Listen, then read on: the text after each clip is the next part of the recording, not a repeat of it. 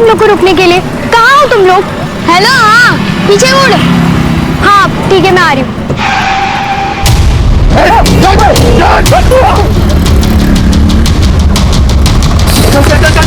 निकाल निकाल गाड़ी निकाल।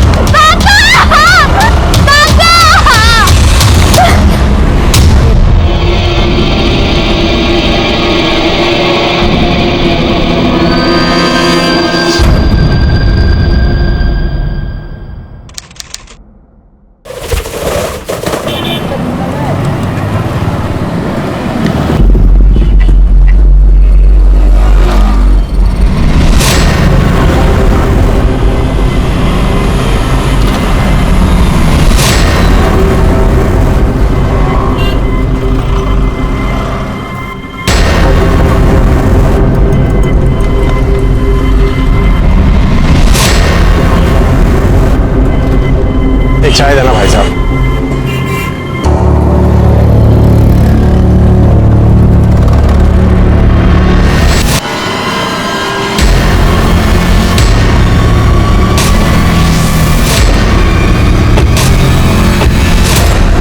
अरे रुकिए करणे सर, ही फाईल साहेबांच्या टेबलावर ठेवा. हो सर. हेलो हेलो, मैं कदम बोलतोय. डीआईजी साहब की गाड़ी चोरी हो गई है. क्या सर? अभी अभी फोन आया कि डीआईजी साहब की गाड़ी चोरी हो गई है. क्या? सारे पुलिस स्टेशन को अलर्ट कर दो. Okay sir. डीआईजी की कार की चोरी से पूरा डिपार्टमेंट सकते में आ गया था, लेकिन पुलिस के आला अफसर की कार उठाने की जुर्रत आखिर किसने और क्यों की?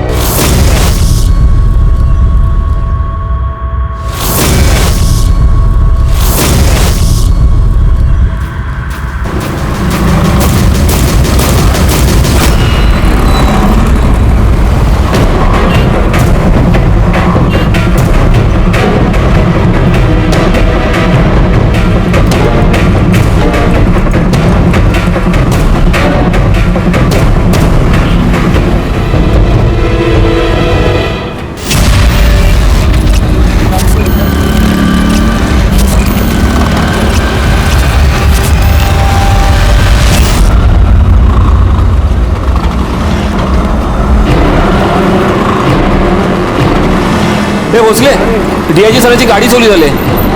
अरे ही गाडी आता 10 मिनिटापूर्वी गेली. हे कांबळे गाडी पुढे घे.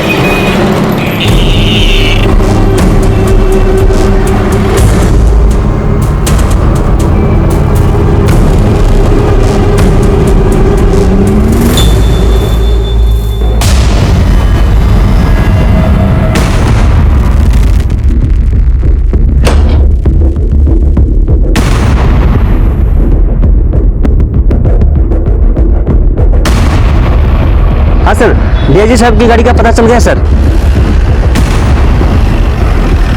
सर, मैंने आपको फोन किया था. ये गाड़ी.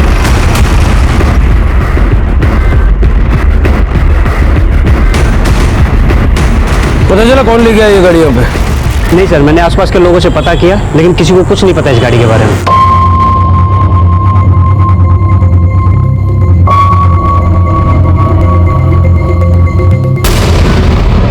जादव. हाँ सर.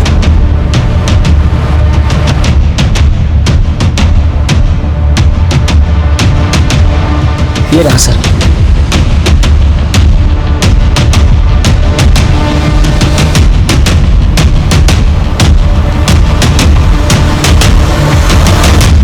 ये दोनों कौन है? पता नहीं सर, हमेशा आते जाते रहते हैं. सर, ये घर भी अजीब है और घर के लोग भी अजीब हैं. हमेशा इस घर में कुछ ना कुछ होता ही रहता है.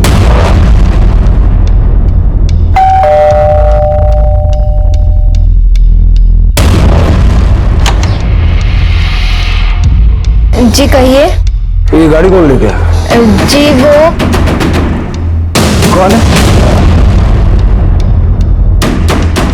इधर आ, चला. भागो रे भागो. सब रूम चेक करो. चल बाहर निकल.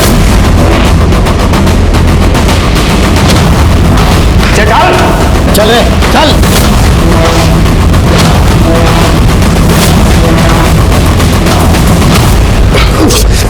चल।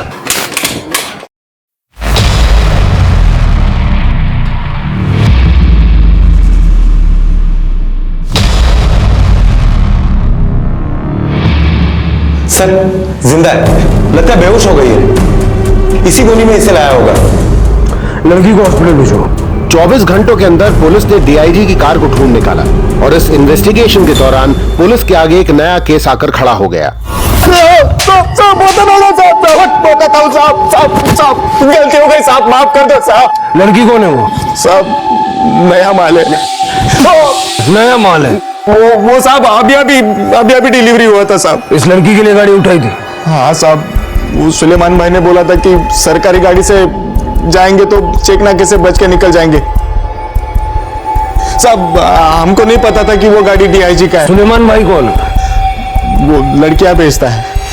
ये लड़की भी हमें सुलेमान भाई ने दी थी। कहाँ रहता है? मुलुंड में साहब। वो लड़की को पहुंचा के मैं गाड़ी निकाल के जा ही रहा था, उतने में आप लोग आ गए साहब। कहाँ से उठाया सुलेमान भाई ने इस लड़की को? साहब वो सब मेरे को नहीं पता है साहब। मेरे को लड़की दी और बोला 1 साल के लिए उसे संभाल, कुछ भी कर, लेकिन 1 साल के बाद उसको जिंदा चाहिए थी। वो 1 साल के लिए जिंदा चाहिए मतलब? साहब अल्लाह कसम बोल रहा हूँ, मेरे को कुछ नहीं पता है साहब। ये सुलेमान भाई का नंबर और एड्रेस लिखवा चल।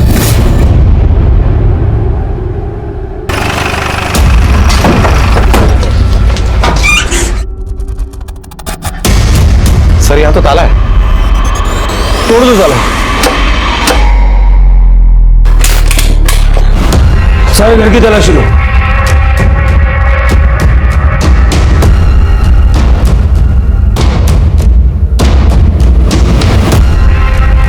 सर ये देखिए, ये एप्लीकेशन है और नाम लिखा है सुलेमान शेख। ये फोटो सारे पुलिस स्टेशन में सर्कुलेट कर दो और ये नंबर ट्रैकिंग पे डाल दो। Excuse me sir. Hello. Okay okay sir, hospital से फोन था, उस लड़की को होश आ गया है। अब कैसी हो? लड़की को उन लोगों ने बेहोशी का इंजेक्शन दिया था, डोज बहुत ज्यादा था, उसकी जान भी जा सकती, इसीलिए इतनी देर तक बेहोश थी। कोई सेक्सुअल असल्ट हुआ है? जी नहीं। ग्रेट।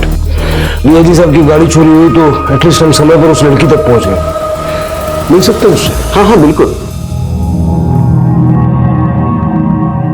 कैसी हो अब तुम? नाम क्या है बेटा तुम्हारा? कोयल। कहां से हो? कोल्हापुर। कोल्हापुर। तो तुम्हें बेचा किसने था? और किसने? मेरी आई ने। आर्यन उठ, बाबा को खाने के लिए बुला जल्दी से। बाबा बाबा बाबा बाबा, देखो मैं फिर से फर्स्ट आ गई।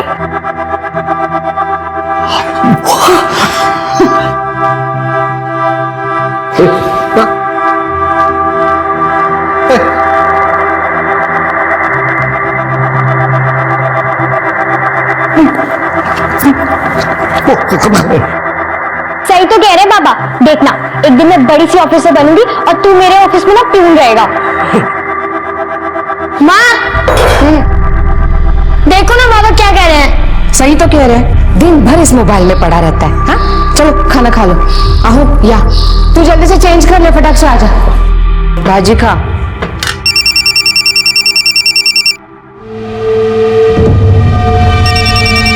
कुछ लाऊं तुझे?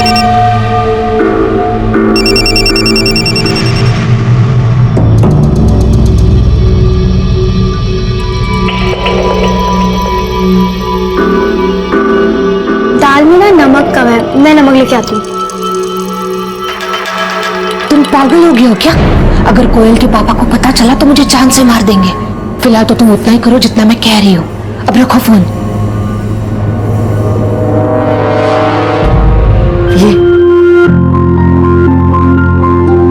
ये देखो केक। ये ले, पसंद आया तुझे केक? हाँ मुझे पता था तुझे चॉकलेट पसंद है, इसलिए चॉकलेट लाया।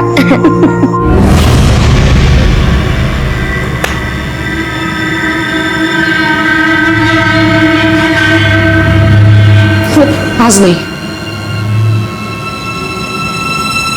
अरे दादा आम्ही आर्यनला विश करायला आलो. हम भी कोई मरे नहीं जा रहे थे तेरे से मिलने के लिए इधर. काम से आए, काम की बात करने आए, समझा? क्या तमाशा लगा रखा है तूने इधर? संतोष भाऊ जी, एक मिनट. ये देख, बाबा ने जमीन के मरने से पहले 3 हिस्से किए थे. उसमें से सामने वाला जमीन का टुकड़ा तेरे को दे दिया तो तू वहां से हमारा आना जाना बंद कर देगा क्या? मुझे मेरी जमीन पे 8 फीट का रास्ता मेरी गाड़ी वहां से ले जाने के लिए चाहिए, समझा क्या? हमारी भी करोड़ों की जमीन है, तेरे आ के चक्कर में हम उसको भूल नहीं सकते. ये संतोष भाऊ जी कैसी बात करे अपने बड़े भाई से? वहिनी, आपल्या नवऱ्याला जरा समजावून सांगा मग, जो हमारी जमीन पे नाक की तरह कुंडली मार के बैठा है. चुप है, ऐसे कैसे बात कर सकते हैं आप पापा से? नहीं देंगे हम आपको जाने का रास्ता. उड़ के जाइए अपने प्लॉट में. और हम क्यों सोचे आपके बारे में? आपने सोचा था दादा दादी के बारे में? कितनी तकलीफ सही है उन्होंने. इतने भर की नहीं है तू, और जबान तेरी गज भर की. अपने बाप के लिए टर्टर करना बंद कर. चल बाजू हट. अरे क्या कर रहे हो? क्या कर रहे हो? काय करता तुम्ही? देख लिया इसको हैं? खाली नाम का बड़ा भाई है ये. तू बोला इसलिए मैं इधर आया और हमको घर के अंदर तक नहीं लिया इसने. तू ऐसे सीधे सीधे मानने वाला नहीं है. तेरे को तो मैं दिखाऊंगा. भाई ये साला तू दादा तू चल इकडनं. अरे दादा तू चल इकडनं.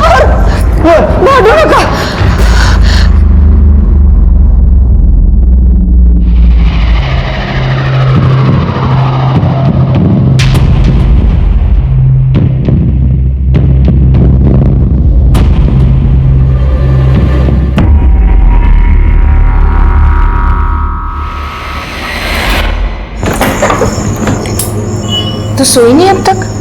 आई तो इतनी रात को कहां से आ रही है? मैं वही बाहर ही थी. तू जा, सो जा. सो जा जाके, लेट हो गया. मैंने ही बुलाया था उन लोगों को. रिश्तेदार है हमारे, बुरे वक्त में अपने ही काम आते हैं. अहो ऐका तरी मी काय म्हणतीये. किती चिडचिड करता. देख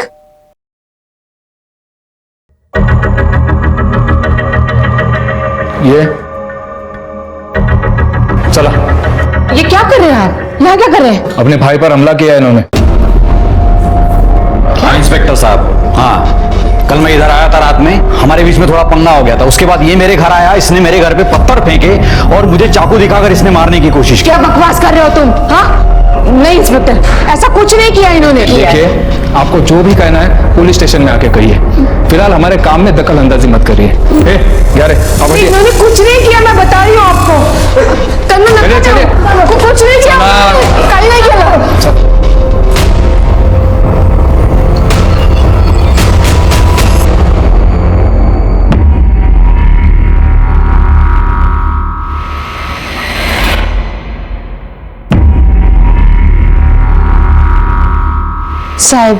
साहब वो घर पर ही थे. मैडम, आप उनकी धर्म पत्नी हैं, उनको बचाने की कोशिश तो करेंगी ना? मैं सच कह रही हूँ, खोटा नहीं बोला था. देखिए मैडम, उसने अपने भाई को मारने की कोशिश की है. केस तो बड़ा बनेगा. पर बाबा है का? बेटा, तुम्हारे बाबा हवालात में हवा खा रहे हैं. मुझे उनसे मिलना है. अभी तुम बहुत छोटी हो, ये सब कानूनी मामला है, तुम्हें समझ में नहीं आएगा. मैडम, हमें और भी बहुत सारे काम हैं, आप आइए. साहब कुछ ले देकर ये सारा मामला ठीक कर दो ना. क्या बोल रहे हैं आप? क्या बोल रहे हैं आप? मैं रिश्वत खाने वाला लगता हूँ? नहीं साहब. तो क्या बोल रहे हैं आप? देखिए मैडम, जो भी होगा कानूनी प्रोसीजर से होगा. आप एक काम करिए, बेल लेके आइए, छोड़ देंगे. साहब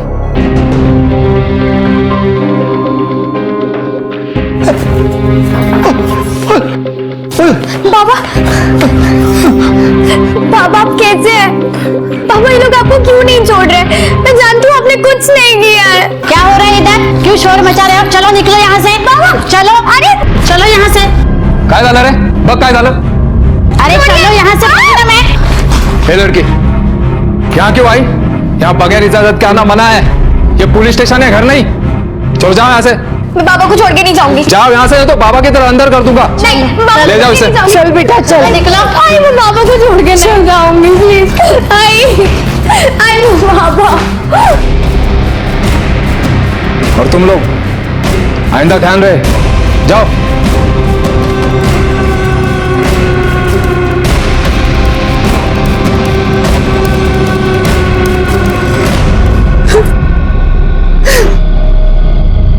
क्या कर रही थी तू? हाँ, मैं पहले से कम परेशान हूँ क्या जो तू और परेशान कर रही है?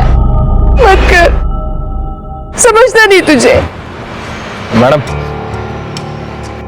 आपको अपने पति की बेल करवानी है क्या?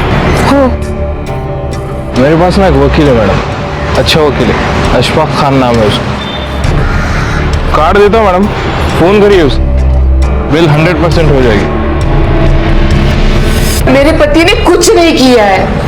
देखिए, आप फिक्र मत कीजिए, आपके पति की बेल हो जाएगी। आप रिलैक्स हो जाइए, बैठिए और मुझे डिटेल में बताइए। बैठिए। वकील अंकल ने बाबा की बेल भी करवा दी थी। सब बहुत खुश थे।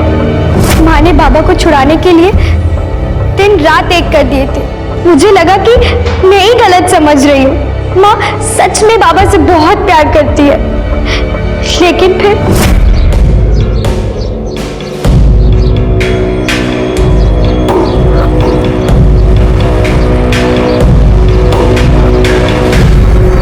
बाबा को सब बताना चाहती थी, लेकिन घर में नहीं, कहीं और जब तक मैं बता पाती बहुत देर हो गई थी। मैंने बोला था तुम लोग को रुकने के लिए। कहाँ हो तुम लोग? तू कहाँ पे है? तेरे लिए भी जलेबी ला रहा हूँ। हाँ, मुझे भी पापा से बात करनी थी। अच्छा, हेलो। हाँ, पीछे मुड़। हाँ, ये हाँ ठीक है, मैं आ रही हूँ। आ रही है आपकी लाडली।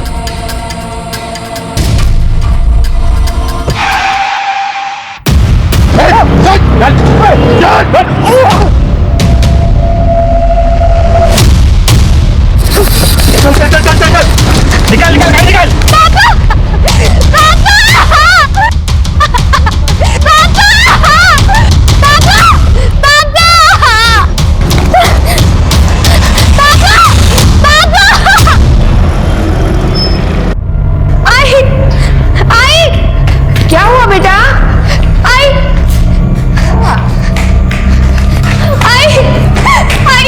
क्या हुआ? इतनी घबराई हुई क्यों है? क्या हुआ?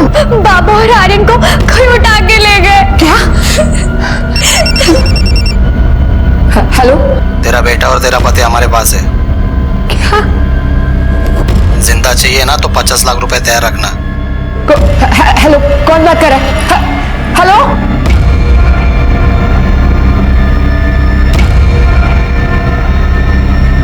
क्या किया आपने बाबा के साथ? क्या बोल रही है तू? ज्यादा नाटक मत करिए। बहुत दिनों से देख रही हूँ मैं, किसके साथ चक्कर चल रहा है आपका? क्या कहा तूने? हाँ? और ये सब कुछ तेरे दिमाग में आया भी कैसे? देख बेटा, जो तू सोच रही है वैसा कुछ नहीं है। तेरी कसम, मैं तुझसे, तेरे बाबा से और तेरे भाई से बहुत प्यार करती हूँ। ये सब दिमाग में से निकाल दे। और तू परेशान मत होना। हाँ? मैं तेरे बाबा को और आर्यन को कुछ नहीं होने दूंगी। हमारी मदद करने वाला कोई भी नहीं था, इसीलिए आई वकील अंकल के पास गई। मुझे समझ में ही नहीं आ रहा है कि मैं क्या करूं। ऐसा कोई भी नहीं है कि जिससे मैं मदद मांग सकूं। हो सकता है ये सब दो भाइयों ने किया हो सकता क्या सर? मैं जानती हूँ, ये पुष्कर चाचा और संतोष चाचा ने मिलकर किया है। मुझे लगता है हमें पुलिस के पास जाना चाहिए। नहीं, पुलिस के पास नहीं। अगर हम लोग पुलिस के पास जाएंगे तो मुझे डर है कि वो इन्हें और आर्यन को कुछ कर न दे। रागिनी जी, आपसे 50 लाख रुपए मांग रहे हैं, आप कहां से लाएंगी इतने पैसे? इनकी जमीन बेच देंगे। कानून आपको इजाजत नहीं देती। अगर कोई आदमी जिंदा है तो उसके प्रॉपर्टी या जमीन आप ऐसे ही नहीं बेच सकते। कंसर्न लेटर पे उस आदमी की साइन लगती है। गांव में मेरी जमीन है, अगर उसे बेच देंगे ना कुछ पैसे तो आ ही जाएंगे। उस जमीन के पेपर से आपके पास? हाँ है। ये लो 30 लाख रुपए। 30 लाख देने? अरे जमीन कम से कम 70 लाख की है, 50 लाख तो आने चाहिए। देखो अशफाक भाई, अभी मेरे पास 30 लाख रुपए चाहिए तो ले लो। अरे तुम समझ नहीं रहे। हमें चलेगा।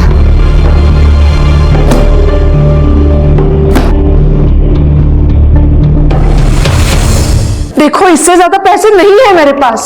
क्या करूं मैं? सिर्फ 30 का ही इंतजाम हुआ है।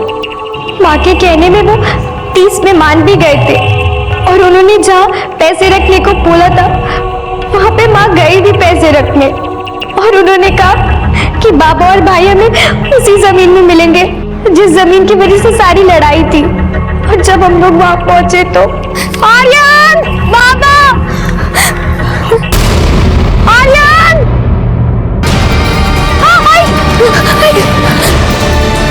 आर्यन, आर्यन,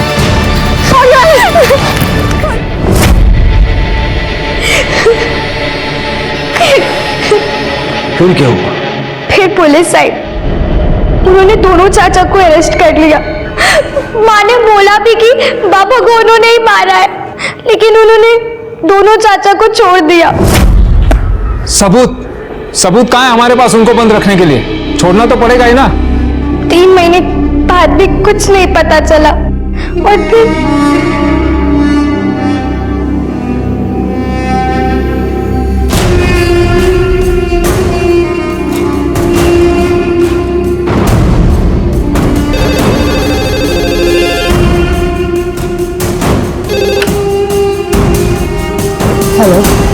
तेरी बेटी बहुत जवान हो गई है, उसका घर से निकलना बंद कर दिया।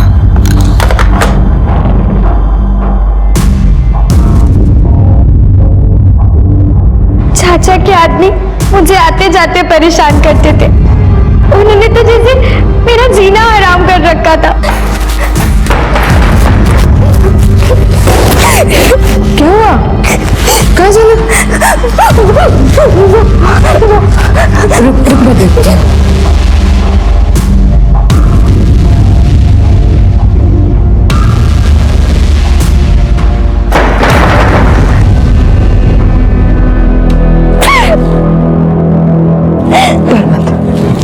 अब हम लोग यहाँ पे नहीं रहेंगे। हाँ? फिर माँ ने मुंबई आने का डिसीजन लिया। फिर आई मुझे मुंबई ले आई और मुंबई आने के बाद तो मेरा शक यकीन में बदल गया। भाई को तो जैसे सारी चीजों से आजादी मिल गई थी। वो चुप चुप कर किसी से मिलने भी जाती थी। बाबा को गुजरे सिर्फ 6 महीने ही हुए थे, लेकिन आई के लिए तो वो जैसे कभी थे ही नहीं। मुझे उस घर में घुटन हो रही थी और बर्दाश्त नहीं कर सकती थी मैं। और फिर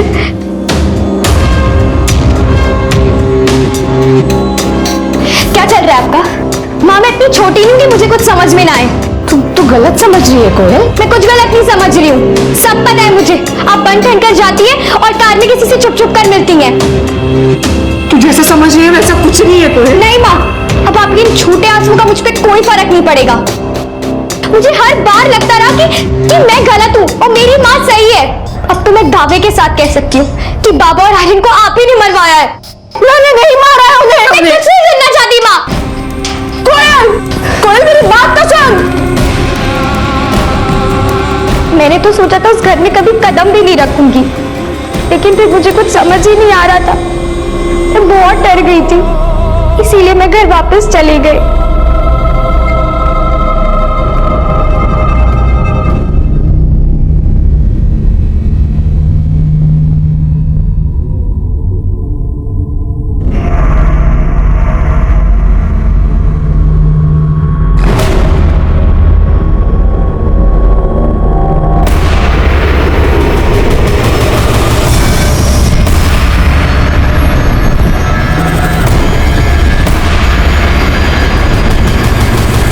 मुझे सीधा हॉस्पिटल में होश आया।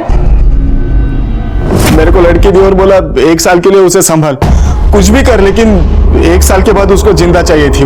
लेकिन ये तुम्हारी माँ ने 1 साल के लिए बेचा, ये क्या है? ये वो औरत अपने फायदे के लिए कुछ भी कर सकती है। पापा तो बोल भी नहीं सकते थे, तब भी उनसे शादी कर ली क्योंकि बाबा के पास प्रॉपर्टी थी। वो औरत पैसे के लिए कुछ भी कर सकती है, इसीलिए मुझे भी बेच दिया। तुम्हारी एज कितनी है? 17 साल। इसका स्टेटमेंट ले लो और घर का पता ले लो और स्टेटमेंट पे इसके साइन ले लेना। Okay sir. बेटा आराम करो।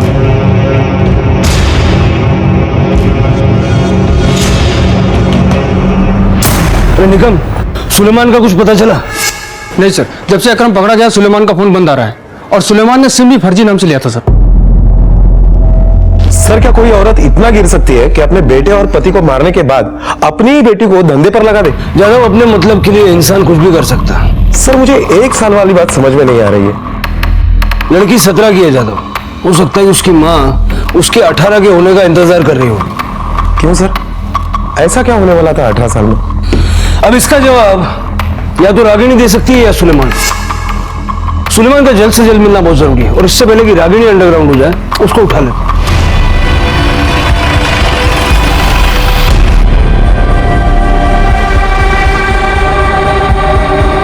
देखो अंदर जरा। सर यहाँ पे तो नहीं है, ऊपर देखते हैं।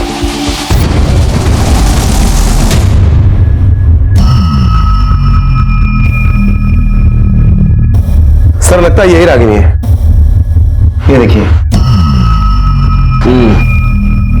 गले को रस्सी से दबाया गया है, निशान पड़ गया। जादव, कोयल से बॉडी की शिनाख्त करवाओ और बॉडी को पोस्टमार्टम के लिए भेजो और फॉरेंसिक को इन्फॉर्म कर दो। Okay sir.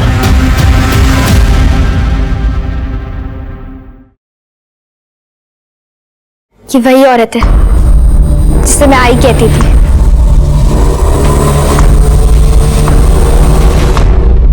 Sir, Suleman human trafficking में शामिल था। उसके खिलाफ बहुत से चार्जेस हैं पुलिस रिकॉर्ड में, ये देखिए सर। और सर मुझे लगता है कि सुलेमान ने रागिनी को मारा है, क्योंकि माँ बेटी यहाँ अकेली रह रही थी और सुलेमान की नजर उन पर पड़ी हो, उसने माँ को मारकर बेटी को उठाकर बेच दिया। सर रागिनी की पोस्टमार्टम रिपोर्ट आ गई है। पोस्टमार्टम रिपोर्ट के मुताबिक रागिनी की मौत 10 तारीख को रात को 8 बजे से 12 बजे के बीच में हुई है। रस्सी जैसे चीज से उसका गला दबाया गया, जिस वजह से उसकी वेन पाइप चोकअप हो गई और उसी में उसकी मौत हो गई। सर घर पर भी किसी के उंगलियों के निशान नहीं मिले। हो सकता है कि कातिल ने सारे उंगलियों के निशान मिटा दिए हो। हाँ, लेकिन मेन डोर पर किसी के उंगलियों के निशान मिले। सुलेमान के फिंगरप्रिंट्स रिकॉर्ड पे हैं? नहीं सर, मुझे कोयल पे शक है, वो भी मार सकती है। गुस्से में तो वो थी ही, क्योंकि उसे लगता है कि रागिनी ने उसके बाप और भाई को मरवाया। हो सकता है सर, अगर कोयल ने रागिनी को मारा है तो मारने के बाद कोयल भाग गई हो और उसी में वो सुलेमान के चपेट में आ गई। जब हमने उससे पूछा तो उसने झूठी कहानी बताई कि मां ने ही उसे बेचा। सर कोयल की फिंगरप्रिंट मैच करके देखें। निकम जाने का होना रहे, वो तो कोयल का ही घर है, उसके तो फिंगरप्रिंट्स वहां पे मिलेंगे, उससे हम कुछ साबित नहीं कर सकते। और कोयल के दोनों चाचा संतोष और पुष्कर वो भी कर सकते हैं। पहले विमल और आर्यन को मारा और अब रागिनी और कोयल को रास्ते से हटा दिया तो सारी जमीन उनकी। हाँ सर, लेकिन फिर वो कोयल को जिंदा क्यों छोड़ेंगे? धंधे में डाला था उसको। मां की जिंदगी मौत से बदतर होती है। अगर हम वहां तक नहीं पहुंचते तो कोई चांस नहीं था कोयल जिंदगी में वहां से बाहर निकल पाती। सर लेकिन हमें रागिनी के प्रेमी को भी नहीं भूलना चाहिए, वो भी तो ये सब कुछ कर सकता है। कर सकता है। ये केस बहुत उलझा हुआ है। निगम सर, रागिनी के कॉल डिटेल्स और लोकेशन निकलवाओ। कोयल का कहना है कि वो उस आदमी से रेगुलरली मिलती थी और उसके साथ कहीं जाती थी। पता करो कहाँ जाती थी और किससे मिलती थी। और संतोष और पुष्कर की कॉल डिटेल्स और लोकेशन भी निकालो। देखो उनमें से तो कोई यहाँ नहीं आया था। जी सर। और आगे की कहानी जानने के लिए यादव हमें जाना पड़ेगा कोल्हापुर।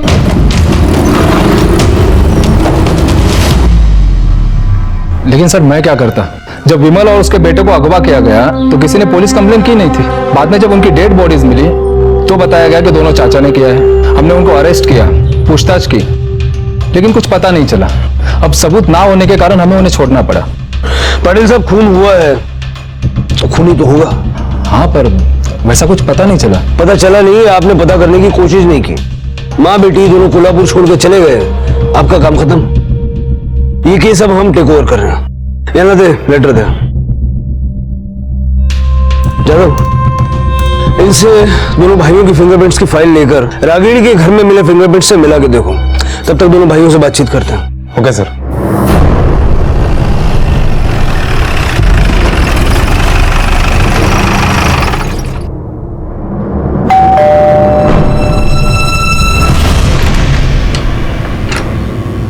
बोला क्या काम?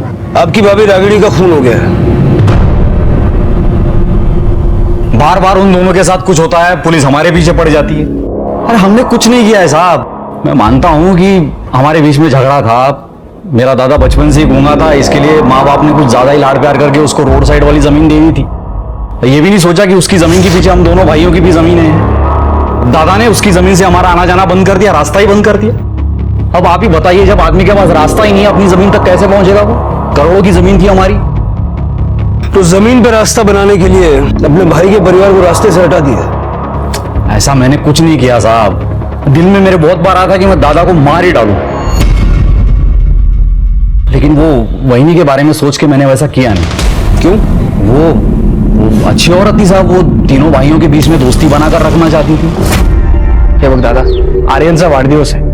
रागिनी वहिनी ने बोला है कि एक बार घर पे आ जाओ और अच्छे से बात कर लो। वो अपनी जमीन पे गाड़ी जाने के लिए रास्ता दे देंगे। मैं गया था साहब आर्यन के बर्थडे में, सोच के कि सुलह हो जाएगी, लेकिन दादा ने बेइज्जत करके हमको घर से निकाल दिया था। और अगले दिन तुमने झूठी कंप्लेंट करके अपने दादा को अंदर करवा दिया। नहीं साहब, झूठी कंप्लेंट नहीं थी, वो सच में मेरे घर पे आया था। उसने मेरे घर पे पत्थर फेंके थे, चाकू दिखाकर मुझे मारने की कोशिश भी की थी उसने। ये तेरे दादा के मोबाइल लोकेशन का रिकॉर्ड है। इसके हिसाब से वो उस दिन अपने घर पर ही था। वो तो उस दिन मोबाइल अपने घर पे ही छोड़ के आया था साहब। अच्छा, तेरे सामने वाला बंगला किसका है? मोहिते का ना? उसका सीसीटीवी फुटेज हमने चेक किया। उस रात ना विमल तेरे घर आया था, न किसी ने पत्थर फेंके थे। अब सच बोलेगा तो फायदे में रहेगा। मैं सच ही बोल रहा हूँ साहब। ऐसे नहीं मानेगा ये। क्या रिमांड रूम में गया? नहीं, एक मिनट साहब, एक मिनट साहब। मैं सच बता रहा हूँ साहब। मैंने झूठा केस बनवाया था, मैं मानता हूँ, लेकिन मैंने उसका खून नहीं किया साहब। मैं बहुत गुस्से में था, इसलिए मैंने केस बनवाया था। रागिनी और पुष्कर के बीच में कुछ था? नहीं साहब, कुछ नहीं। पक्का? हाँ साहब।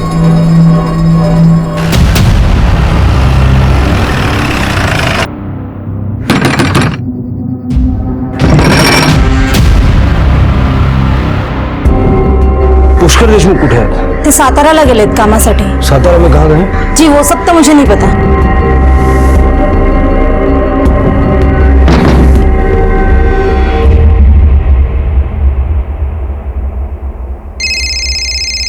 हेलो सर, दोनों भाइयों की कॉल डिटेल्स आ गई है। संतोष मुंबई नहीं आया था, लेकिन पुष्कर के फोन की लोकेशन उस दिन रागिनी के घर की है।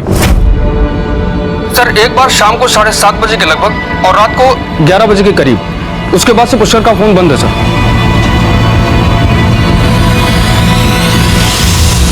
सर, रागिनी के घर पर जो फिंगरप्रिंट्स मिले थे, ये उसकी रिपोर्ट। सर, इस रिपोर्ट के मुताबिक पुष्कर के फिंगरप्रिंट्स के साथ ये रिपोर्ट मैच कर रही है। सर, इसका मतलब है कि पुष्कर ने ही रागिनी को मारा और अब चूहे की तरह बिल में छुपा है। तो खोद के निकालो उसे। उसकी फोटो सारे पुलिस स्टेशन में सर्कुलेट कर दो। जी सर। सर, और एक बात पता चली है, जब से रागिनी कोल्हापुर से मुंबई गई है, उसने कोल्हापुर का नंबर बंद करवा दिया और मुंबई में एक नया नंबर ले लिया। इस नए नंबर से पुष्कर के टच में थी? सर, जब तक वो कोल्हापुर में थी तब तक वो पुष्कर के टच में थी, लेकिन जब से वो मुंबई गई है, पुष्कर के साथ उसका कोई कांटेक्ट नहीं है। और कोई नंबर है जिससे अक्सर बात करती थी? जी सर, एक नंबर मिला है किसी आमन राव के नाम पर, लेकिन जब हमने इंक्वायरी की तो वो फर्जी नंबर निकला। वो मुंबई में ही एक्टिवेट था। मतलब कोल्हापुर से जाने के बाद किसी के टच में नहीं थी ना सर? अशफाक खान के नाम। उसका वकील? जी सर। सर, यकीन नहीं हो रहा है, रागिनी जी का कत्ल हो गया। आप तो जानते होंगे ना? हाँ, मैंने उनके शोहर की बेल करवाई थी। 2-3 बार उनके घर पे भी गया था खाना खाने के लिए। इतनी ज्यादा जान पहचान कि मुंबई जाने के बाद भी रागिनी आपसे देर तक बातें करती थी? सर, वो मेरी क्लाइंट है। वो अपने नाम की जायदाद, जमीन जो थी उनकी, वो बेचना चाहती थी, इसलिए मुझे बार बार फोन करती थी कि कोई अच्छा बायर ढूंढ ले और वो जमीन बेच ले। अच्छा नहीं हुआ रागिनी जी के साथ। सर, मैंने वार्न किया था लोकल पुलिस को और उनको बताया भी था। क्यों झूठे केस में फंसा रहे इन्हें? हाँ, भाई है आपकी। कौन सा भाऊ? मैं कोई भाई नहीं जानता। हमारी करोड़ों की जमीन आज कौड़ियों की हो गई है। जाओ जाके उसको बोल दो कि हमें रास्ता दे दे। अगर नहीं माना तो आगे जो भी होगा उसकी जिम्मेदारी दादा की होगी। नहीं बताएगा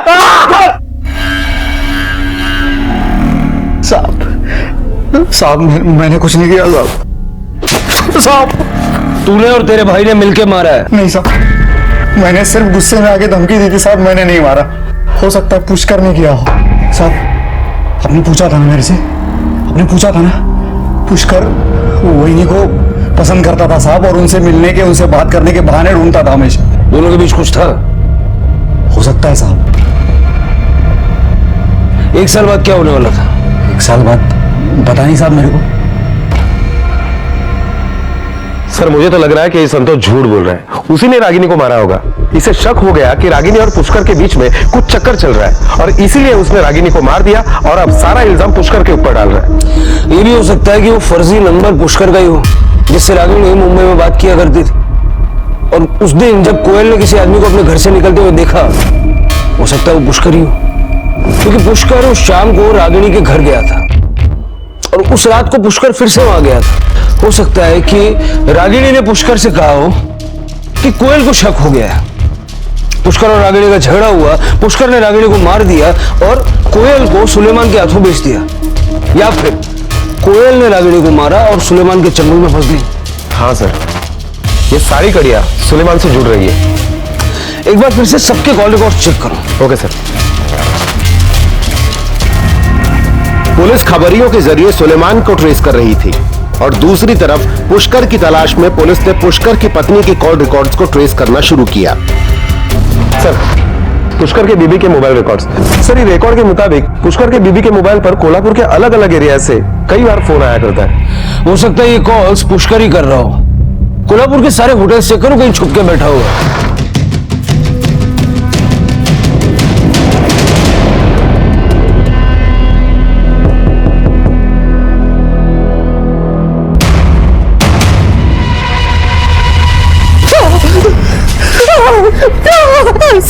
क्या चुपचाप कर रहा हो? क्या चल रहा था तेरे रागिनी के साथ? कुछ नहीं साहब, वो भाभी थी मेरी। तेरे कॉल रिकॉर्ड है हमारे पास, बहुत लंबी चौड़ी बातचीत करता था। साहब वो सिर्फ जमीन के सिलसिले में बात हो रही थी। आज आर्यन का बर्थडे है, इनका मूड भी अच्छा है, तुम आके बात कर लेना। हाँ? वही नहीं, सच बोलूं तो मुझे बहुत बुरा लगता है। आप चोरों की तरह मुझे फोन करती है, मुझसे मिलने आती है। साहब विमल दादा कुछ सुनने को तैयार ही नहीं थे, और संतोष बाबू का गुस्सा भी बहुत खराब है। आर्यन के बर्थडे वाली रात झगड़े के बाद रागिनी से मिलने गया था तू? हाँ सर, वही नहीं, दादा ने ये ठीक नहीं किया। संतोष बाबू बहुत भड़का है, वो कुछ तो भी गलत करने वाला है। तू संभाल लेना। मैं कुछ नहीं कर सकता वही। सुना, तू कुछ कर ले, संभाल ले। कुछ नहीं कर सकता वही नहीं, जाने दो मुझे। तू सोई नहीं अब तक? तो रागिनी ने तुझे विमल को झूठे केस में फंसाने से रोका था, या उसी के कहने पे तुम दोनों भाइयों ने मिलकर विमल को फंसाया था? नहीं नहीं साहब, वही नहीं, दादा को क्यों फंसाएगी? क्यों? उसके बाद भी वो तुझसे मिलती नहीं थी? एक ही बार मिली थी साहब, बहुत दुखी थी। इन पर झूठा इल्जाम लगा के क्या मिला तुम लोगों को, बता। मैं तुम तीनों भाइयों में दोस्ती करवाना चाहती थी, और तुम लोगों के। लेकिन वही नहीं, संतोष भाऊ का गुस्सा आप जानती हो ना। अरे लेकिन इस गुस्से से क्या हासिल हुआ? काळजी करू नका वहिनी, सब ठीक हो जाएगा। अच्छा, तो रागिनी ने तुझसे मिलना बंद कर दिया तो तूने विमल और आर्यन को अगवा किया और मार दिया? नहीं साहब, मैंने उन्हें नहीं मारा। क्यों, तेरा और रागिनी का चक्कर नहीं था? नहीं साहब। तेरे संतोष भैया ने बताया बहुत मजे लेने की बातें करता था। मैं पसंद करता था वहिनी को, लेकिन वहिनी की तरफ से ऐसा कुछ नहीं था। और दादा के मरने के बाद 3 महीने के बाद वहिनी कोयल को लेके गायब हो गई, तो और किसी को पता ही नहीं चला कि वो कहाँ चली गई, सिवाय तेरे, क्योंकि तू मुंबई के फर्जी नंबर से उसके साथ बातें करता था। नहीं साहब, मैं भाभी से बात नहीं करता था। देख बेटा, तेरा सारा चिट्ठा है हमारे पास। तू ये बता, तू मुंबई क्यों गया था? नहीं नहीं साहब। साहब तेरी लोकेशन रागिनी के घर की है और उसके दरवाजे पे तेरे फिंगरप्रिंट्स हैं। हाँ साहब, गया था मैं मुंबई, गया था। वनी को बहुत पसंद करता था और यही बताने के लिए मैं गया था साहब। वही नहीं, उस रात नशे में मैं अपने आप को रोक नहीं पाया साहब। वही नहीं,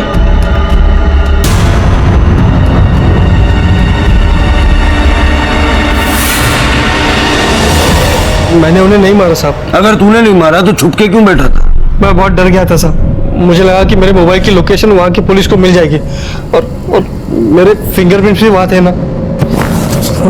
अपने आप को बहुत शाना समझता है तू, हाँ? इतनी देर से क्यों घुमा रहा था? सच तो ये है कि तेरा रागिनी के साथ लफड़ा था और इसी लफड़े में तूने उसे मार दिया। नहीं सर, मेरा वहीनी के साथ कोई लफड़ा नहीं था। अगर होता तो मुझे पता चल जाता कि वो मुंबई में है। मुझे तो टिकट वाले ने बताया कि वो मुंबई में है। जी साहब, पुष्कर आया था और मुझसे पूछ रहा था कि रागिनी कहाँ गई है, तो मैंने बता दिया कि वो मुझसे मुंबई का टिकट लेकर चली गई है। सर, सुलेमान नेपाल में पकड़ा गया है। सुलेमान को नेपाल से मुंबई लाया गया। अब सारी बिखरी कड़ियों को बस वो ही जोड़ सकता था। अब बता, कहां से उठाया था कोयल को? उठाया नहीं था साहब, कोयल को बेचा था किसी ने मुझे।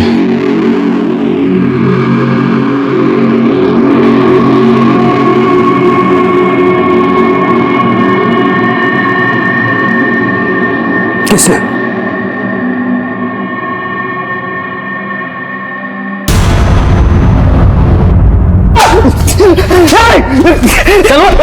उठा उठा उठा, चल बोल बोल बोल बोल बोल बोल रागिनी को कैसे मारा बोल। मैंने जब विमल की बेल की तभी मुझे पता चला। रागिनी को दुनियादारी के बारे में कुछ नहीं मालूम। अगर उसके पति का उससे सहारा छुड़ा दूं तो वो सहारा ढूंढते मेरे ही पास आएंगे, और हुआ भी ऐसे ही सर। मेरे आदमी लोगों को बता के मैंने माँ बेटी को दिन रात परेशान किया।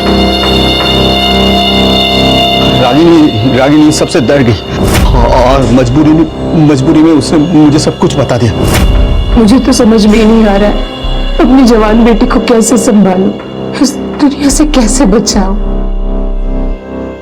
रागिनी जी, अपने आप को संभालिए। मैं हूं ना आपके साथ, हर कदम पे आपके साथ हूं। मारा कैसे वो बोल। सर मैंने रागिनी के साथ प्यार का नाटक किया। रागिनी को पति नहीं चाहिए था, उसके बेटी के लिए बाप चाहिए था। ऐसा बाप जो उसके बेटी को दुनिया से प्रोटेक्ट करे। मैंने रागिनी के दिल में संतोष और पुष्कर के लिए डर बिठा दिया। फिर मैंने उसे कहा कि पावर ऑफ अटर्नी मेरे नाम करे और वो मुंबई चली जाए, और मैं जमीन बेच के मुंबई आ जाऊंगा उससे शादी करने के लिए। सब कुछ प्लान के मुताबिक ही हो रहा था, पर उस कोयल के चक्कर में सब गलत हो गया। अरे रागिनी, वो जो पेपर्स है ना आपने दिए हुए, वो तुम रो क्यों रही हो? क्या हुआ क्या तुम्हें? आपने मेरे लिए और मेरी बेटी के लिए बहुत कुछ किया है, मगर ये रिश्ता मैं और नहीं निभा पाऊंगी। क्या बोल रही हो तुम? मैं तुमसे प्यार करता हूँ और तुम भी मुझसे प्यार करती हो। बहुत इज्जत करती हूँ आपकी, मगर प्यार अपनी बेटी से करती हूँ, और जब वही खुश नहीं है इस रिश्ते से तो हमें अलग होना ही होगा। अशफाक, आप यहाँ से चले जाइए। अपनी बेटी की खुशी से बढ़कर मेरे लिए और कुछ नहीं है, और हो सके तो मुझे माफ कर देना।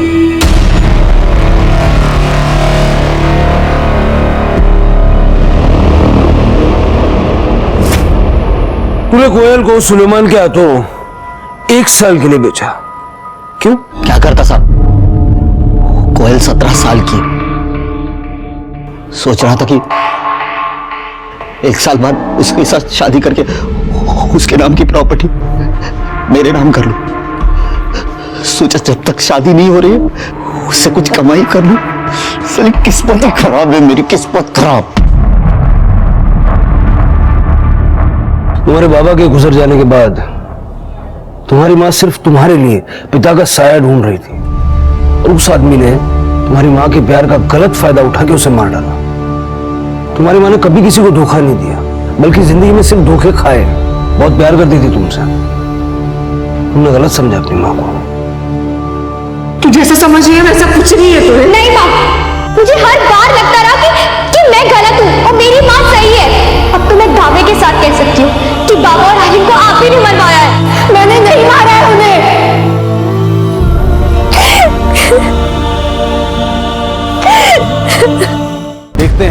हमारे आज के एपिसोड की दूसरी कहानी। साला बच्चा चोरी करने आता है। बता कहाँ बच्चे? जिस बच्चे की लाश संदूक में मिली थी उसका गला झटके से नहीं बल्कि धीरे धीरे काटा गया। अभी उसके फादर ने कंट्रोल रूम में फोन किया था।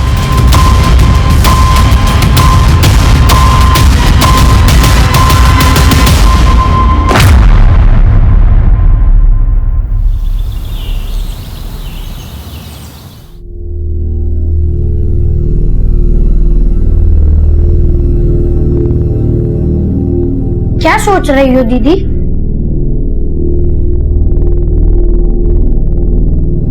दीदी,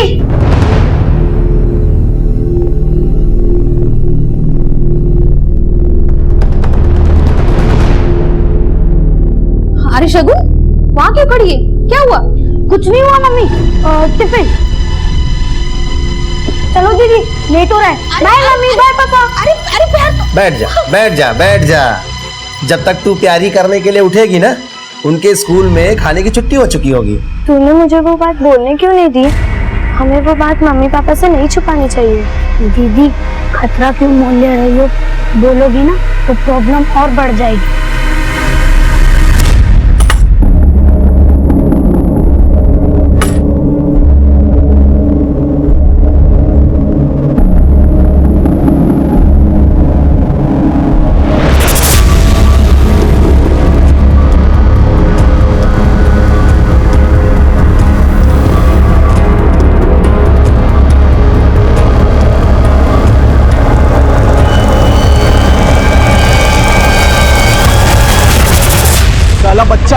बच्चा चोरी करने आता है। बता कहाँ बच्चे?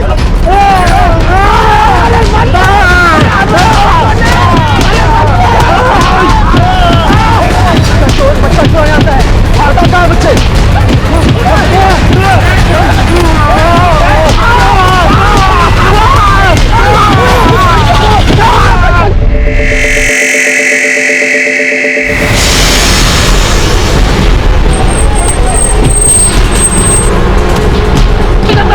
बता कहाँ? पीछे हटो।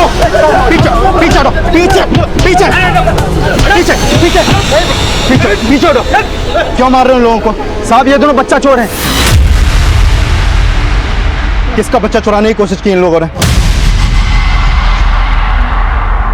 बोलो, किसने देखा इनको बच्चा चुराते हुए? बिना कुछ सोचे समझे ऐसे पीट रहे थे इन दोनों को? साहब, ऐसे नहीं पीटा। यहाँ पे जगह जगह से बच्चे गायब हो रहे हैं। इन्हें पहले यहाँ कभी नहीं देखा। हमको पूरा शक है कि ये दोनों बच्चा चोर हैं। क्यों भाई लोग बच्चा चोर हैं? एक मिनट, हम देखते हैं। अजीत, हॉस्पिटल लेके जाओ इनको।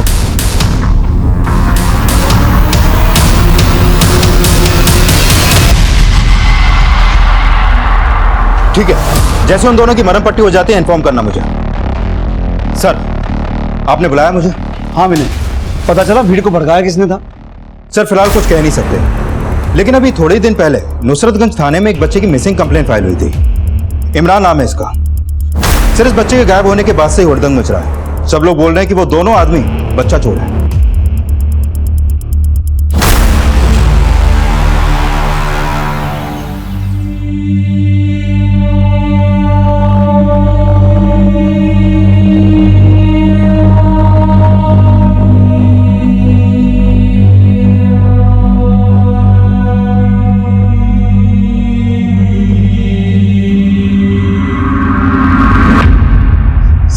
हम लोग बच्चा चोर नहीं है साहब, हम लोग टेरी गांव के गरीब लोग हैं साहब। हम और हमारे समुदाय के लोग गांव से शहर आके तमाशा दिखाते और भीख मांगते साहब। हम लोग बच्चा चोर नहीं है साहब। मिश्रा सर, इनका नाम पता नोट करो और फिलहाल कस्टडी में रखो। ओके सर, आइए। विनय, इनके बारे में सब कुछ अच्छे से पता करो। देखो, सच बोल रहे हैं कहानी बना रहे हैं। Okay sir. सर, अपने एरिया से आज एक कर्ण नाम का बच्चा मिसिंग हुआ है। अभी उसके फादर ने कंट्रोल रूम में फोन किया था।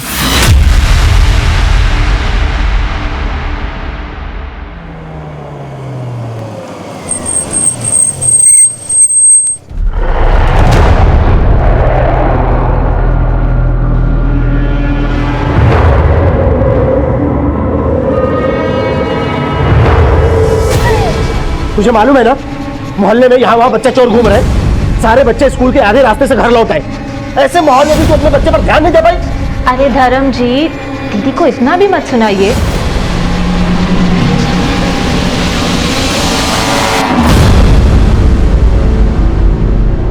अंकल, हमें स्कूल जाने से मना कर दिया था। मैं और करण घर लौट रहे थे तो तभी वो ग्राउंड के ओर खेलने चला गया।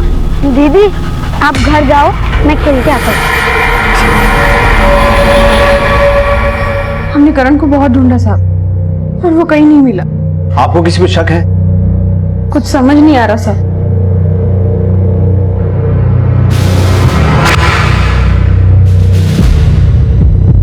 उस ग्राउंड और इस मोहल्ले में सबसे पूछताछ करो। हो सकता है किसी ने करण के आसपास किसी संदिग्ध को देखा हो जिसने उसे किडनैप किया। Okay sir.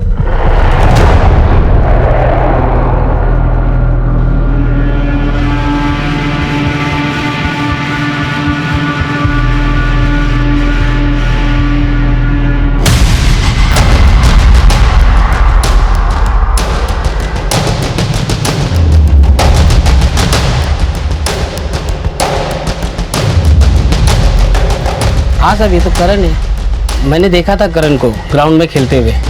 करण के साथ गोविंद भी खेल रहा था। कौन गोविंद? राम बाबू का छोटा लड़का। बोलो बेटा गोविंद, आप वहाँ करण भैया के साथ खेल रहे थे? नहीं अंकल, मैं करण भैया के साथ नहीं खेल रहा था। जैसे करण भैया वहाँ पे आए तो मैं वहाँ से चला गया। तो जब आप वहाँ थे, करण भैया के साथ कोई था वहाँ? हाँ अंकल, एक अंकल थे, वो करण भैया को चॉकलेट दे रहे थे। आपने उन अंकल को देखा था? मतलब उनका चेहरा कैसा था, वो दिखते कैसे थे? याद नहीं, मैंने उन्हें बहुत दूर से देखा था।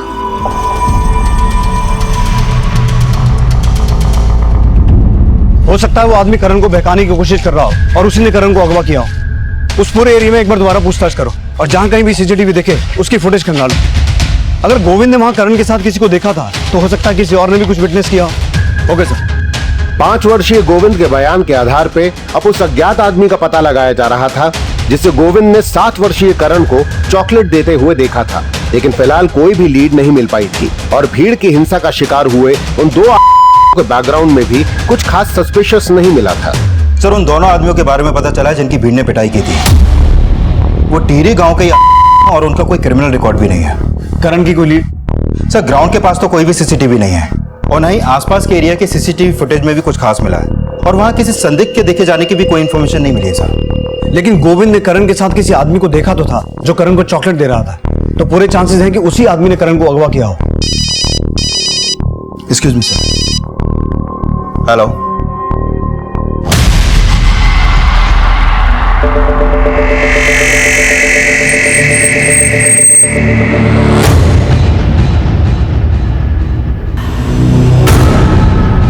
आइए सर। हटिए पीछे। सर, बच्चे का चेहरा काफी खराब किया गया है। देखने से लगता है कि काफी समय पहले बॉडी डंप की गई थी। करण तो कल ही गायब हुआ है, तो फिर ये बॉडी किस बच्चे की होगी?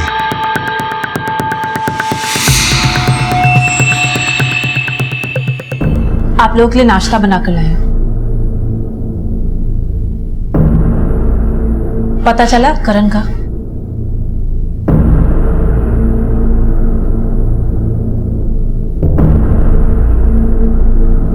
दीदी हौसला रखिए, सब ठीक हो जाए। तुम्हारे हमदर्दी की जरूरत नहीं है मुझे। अंजलि, क्या बदतमीजी है ये? आप अपने नौकर की बीवी के लिए मुझ पे चिल्ला रहे हो। अपने मतलब के लिए आप चढ़ा हुई ना सर पे। मुझसे ये लोग बर्दाश्त नहीं होते। अरे बस करो। आपने तो आस्तीन के सांप पाल रखे हैं। पता नहीं कौन सा सांप डस गया मेरे करण को। आप कहना क्या चाहती हो? साफ साफ कहिए ना। साफ साफ ही कह रही हूँ। अरे चुप करो, बंद करो अपनी तू मैं। तू यहाँ क्या कर रहा है? काम धंधा नहीं है तुझे? जा जाके दुकान खोल। दुकान खोलने जा रहा था, एक बात पता चली तो बताने चला आया। कौन सी बात? अदनाबाग में ना पुलिस को एक बच्चे की लाश मिली है। बच्चे की लाश? जी भाई साहब, और वो लाश पुलिस को एक संदूक में मिली है।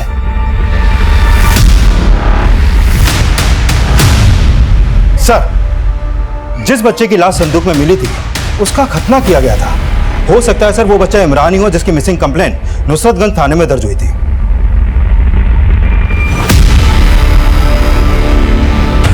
राम बाबू, तूने मेरे करण के साथ दुश्मनी निकाली ना, छोड़ूंगा नहीं। जा ना दिखा। अरे तू जानता नहीं है मुझको, तेरे बीवी बच्चों को साले पे भीख मंगवाऊंगा। अभी मेरे घर में कोई नहीं रहेगा। निकल, सब लोग निकल घर से। किराया देते हैं हम लोग, मुफ्त में नहीं रहते, समझा ना? अच्छा।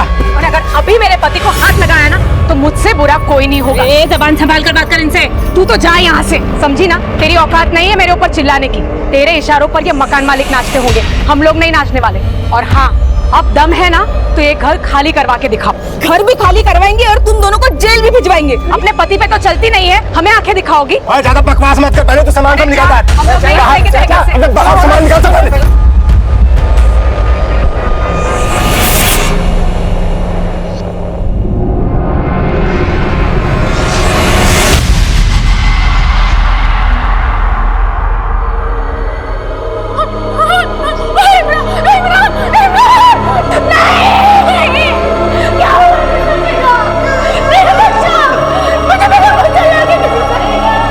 संदूक में मिली लाश की पहचान इमरान नाम के बच्चे से कर ली गई थी, लेकिन करण की तलाश अब भी जारी थी। इमरान की लाश उसी थाना क्षेत्र में मिली थी जहां करण का मिसिंग केस फाइल हुआ था।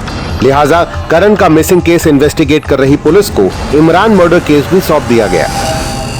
10 दिन पहले मैं और इमरान ईद की खरीदारी करने के लिए बाजार गए थे।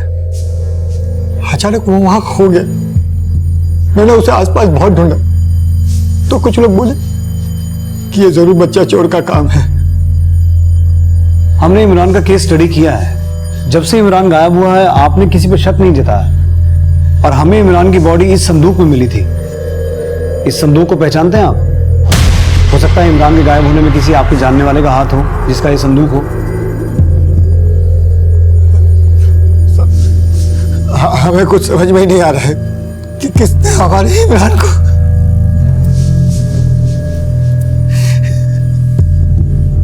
सर पता चला है कि करण के पेरेंट्स का अभी अभी उनके किराएदार रामबाबू और उसकी बीवी से बहुत बड़ा झगड़ा हुआ है। वो लोग रामबाबू के परिवार पर उनके बेटे करण को गायब करने का आरोप लगा रहे थे। ये रामबाबू वही है ना जिसके बेटे गोविंद ने एक आदमी को करण को चॉकलेट देते हुए देखा था? Yes sir. और सर जैसे ही करण की फैमिली को पता चला कि हमें संदूक के अंदर एक बच्चे की लाश मिली है, तब से ही उन्होंने रामबाबू के परिवार को ब्लेम करना शुरू कर दिया था। ऐसा क्यों? क्योंकि उनका झगड़ा भी संदूक से जुड़ा हुआ है। और सर उनके परिवार की एक पुरानी बात सामने निकल कर आई है। मैंने पिछले 3 साल से अपने ग्राउंड फ्लोर का एक हिस्सा रामबाबू को किराए पर दे रखा है। उसके बच्चों और मेरे बच्चों में अच्छी दोस्ती हो गई थी। एक दिन सारे बच्चे छुपन छुपाई खेल रहे थे। 1 2 3 4 चीटिंग मत कर।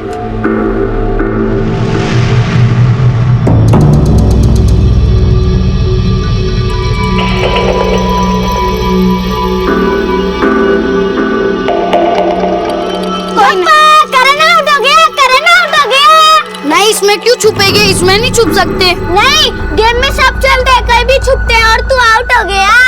अच्छा मैं आउट हो गया? करण कभी आउट नहीं होता। करण, शगुन दीदी, गोविंद। 2-3 घंटे बाद पता चला कि करण ने अंकित को संदूक में बंद कर दिया था।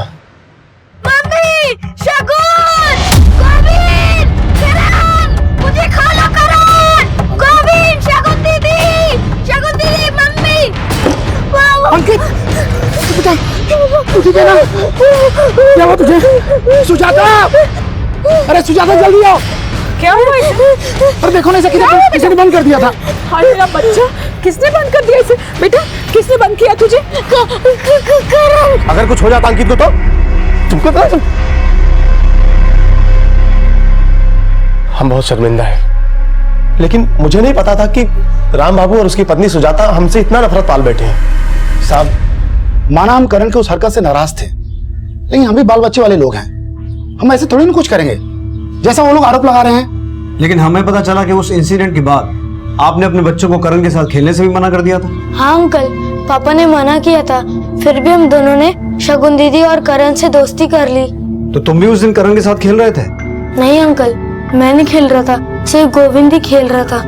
हाँ अंकल, मैं करण भैया के साथ खेल रहा था, लेकिन पापा को यह बात पसंद नहीं थी, इसलिए मैंने झूठ बोला।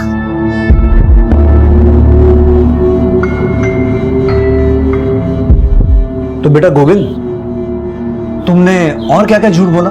करण को एक आदमी चॉकलेट दे रहा था, ये भी झूठ बोला? नहीं अंकल, एक अंकल सच में करण भैया को चॉकलेट दे रहे थे। तो बेटा वो आदमी कौन था, उसका चेहरा याद करने की कोशिश करो, शायद तुम्हें याद आ जाए। मुझे कुछ याद नहीं आ रहा, लेकिन मैंने उन अंकल को देखा था। लेकिन तुम्हारी करण भैया से दोस्ती हो गई थी? हाँ सर, हम सबकी दोस्ती हो गई थी, लेकिन हम सब ने डिसाइड किया था कि अगर हम खेलेंगे तो घर के पास नहीं खेलेंगे, ताकि हमारे पेरेंट्स को पता ना चले। अच्छा, करण का राम बाबू के बच्चों के अलावा किसी और बच्चे से भी ऐसा कोई झगड़ा हुआ था कभी? करण थोड़ा शरारती था, झगड़ा तो उसका अक्सर होते रहता था। बस इसी वजह से मोहल्ले में सबने उसके साथ बच्चों को खेलने से मना कर दिया था। अकेला पड़ गया था बेचारा, अकेला ही खेलता था।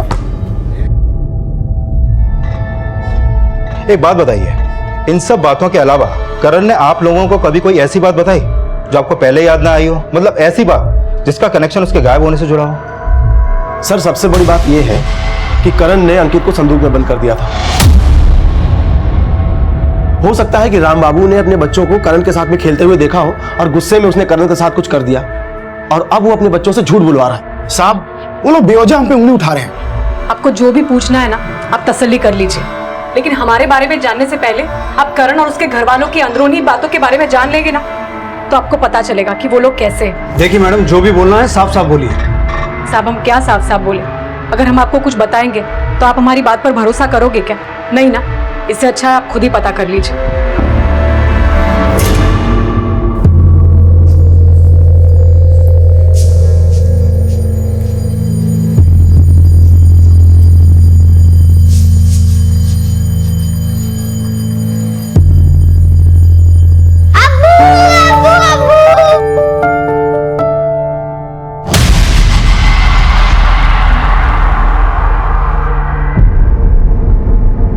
इमरान को याद करके आंसू बहा रहे हो या ये किसी पछतावे के आंसू हैं?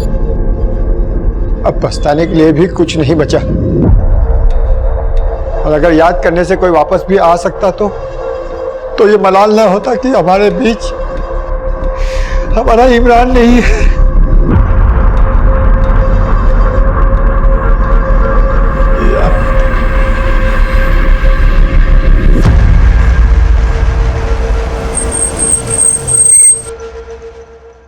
सर, ये राम बाबू और उसकी बीवी को ज्यादा ही चालाक लगते हैं। इनकी पिक्चर खुली नहीं कि इन्होंने करण की फैमिली का ट्रेलर दिखाना शुरू कर दिया। और सर, ये लोग जरूर कोई स्क्रिप्ट लिखकर बैठे हैं जिसके डायलॉग शायद ही अपने बेटे से रटवा कर बुलवा रहे हैं। करण को चॉकलेट देने वाले आदमी के बारे में अभी तक तो कुछ पता चला नहीं है, लेकिन मान लो कि ऐसा कोई आदमी था तो हो सकता है करण उसे जानता हो सकता है वो आदमी करण की फैमिली से जुड़ा कोई हो। राम बाबू की फैमिली के साथ साथ करण की फैमिली के बारे में भी सब कुछ पता लगाओ, और इसके साथ साथ इमरान के मर्डर से जुड़े हर एंगल को इन्वेस्टिगेट करो। इमरान की बॉडी हमें संदूक में मिली थी और करण ने भी खेल खेल में अंकित को संदूक में बंद किया था, जिसकी वजह से करण और अंकित के परिवारों में आपस में झगड़ा भी हुआ था। पता लगाओ इस संदूक वाले एंगल का इन दोनों केसेस से कोई कनेक्शन है या फिर ये दोनों केसेस अलग अलग है। Okay sir.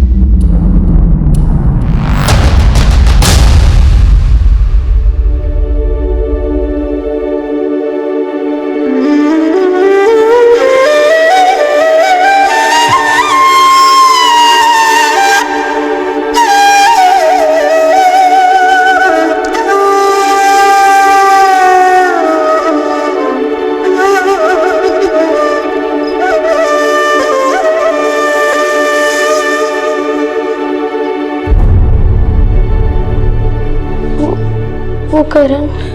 परेशान मत हो बेटा, मुझे भगवान पर पूरा भरोसा है। करण सही सलामत हमें मिल जाएगा।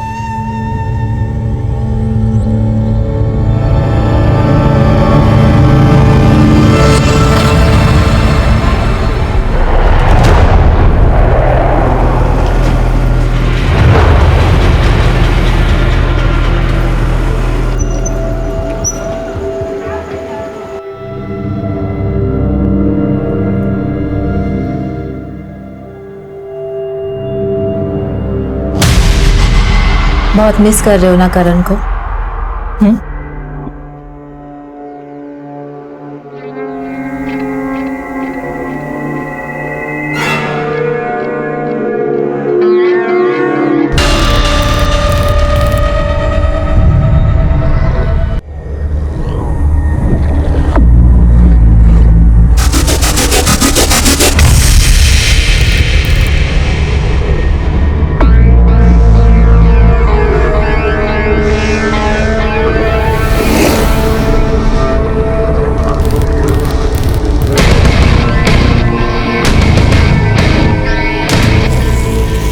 हिम्मत रखिए, सब ठीक हो जाएगा।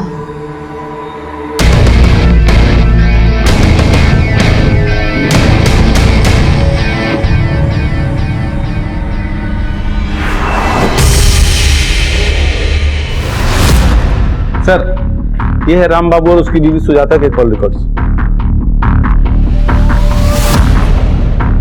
करण के गायब होने को उस बात से जोड़ के देखा जा रहा था जिसमें अंकित को संदूक में बंद करने के बाद करण राम बाबू और उसकी बीवी सुजाता की नफरत का शिकार हो सकता था। वहीं दूसरी तरफ इमरान मर्डर केस में इमरान के माता पिता से जुड़ी बातें भी पता की जा रही थी। इन दोनों केसेस का फिलहाल कोई कनेक्शन सामने नहीं आया था, लेकिन करण के परिवार से जुड़ी कुछ हैरान कर देने वाली बातें सामने आई।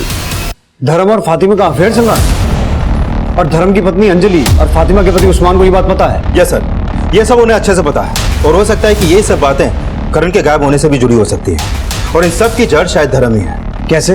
सर, उस्मान धर्म के गांव का है और कई सालों से उसके यहाँ काम कर रहा है, लेकिन सर उस्मान के बारे में उसके साथ काम करने वालों से ये पता चला है कि उस्मान गे है। आते रहेगा भाभी। ये देखिए, मेरी चॉइस ले जाइए भाभी जी, मर्दों की पसंद को अच्छी तरह से जानता हूं मैं। और इसके बावजूद उस्मान की शादी फातिमा से हो गई, लेकिन सर शादी के 5 साल के बाद भी इन दोनों का अभी तो कोई बच्चा नहीं है और ऊपर से उसकी बीवी को धर्म ने अपने जाल में फंसा रखा है। अब उस्मान चाहकर भी कुछ नहीं कर सकता क्योंकि खुद उसकी ही बीवी उसे जलील करती है।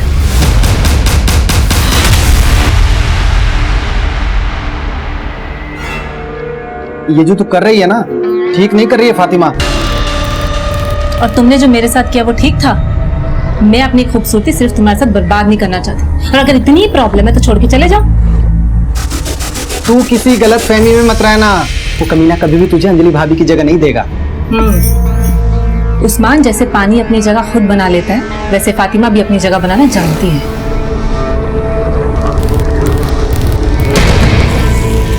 इसीलिए धर्म से बदला लेने के लिए उस्मान के पास भी करण को गायब करने का मोटिव है सर। लेकिन सर दूसरी तरफ मेरा शक फातिमा पर भी जाता है, क्योंकि फातिमा और धर्म के अफेयर का पता चलने के बाद से अंजलि अक्सर फातिमा से झगड़ा करती थी। तूने इस घर से निकाल पाएगी ना ही अपने पति के दिल से। ना हाथ काबू में कर ले, तुम्हारा पति खुद चलकर आता है मेरे पास, क्योंकि उसे बुलडोजर की नहीं बुलेट की सवारी भाती है। मैं तुम जैसी बांझ नहीं हूँ, तुम सिर्फ अय्याशी के फूल खिला सकती हो, लेकिन गोदी में बच्चा कभी नहीं खिला सकती, समझी? तो हो सकता है कि अंजलि से नफरत निकालने के लिए फातिमा ने ही करण को गायब करवाया हो, और यह भी पता चला है कि धर्म आए दिन छोटी छोटी बातों पर करण को बुरी तरह पीटता रहता था। सर, अभी तक इन लोगों के बारे में जो भी बातें सामने आई हैं, उससे तो यही लगता है कि करण के गायब होने के पीछे यही सब बातें हैं। राम बाबू और उसकी बीवी के खिलाफ कुछ? सर, उनके कॉल रिकॉर्ड में तो फिलहाल कुछ भी सस्पिशियस नहीं मिला, लेकिन हो सकता है कि गोविंद ने जिस आदमी को करण को चॉकलेट देते हुए देखा था वो फातिमा और उस्मान का ही जानने वाला हो। ठीक है, इन सभी एंगल्स को अच्छे से इन्वेस्टिगेट करो, देखो किसके खिलाफ क्या सामने आता है। Okay sir.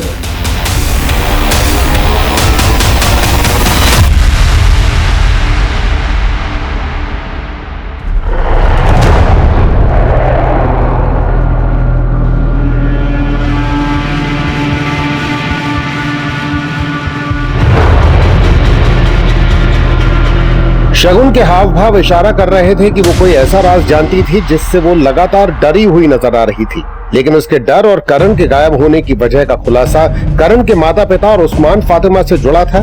ये राज कुछ और था। फिलहाल करण का गायब होना रहस्य ही बना हुआ था और इस बीच इमरान की पोस्टमार्टम रिपोर्ट सामने आई। सर,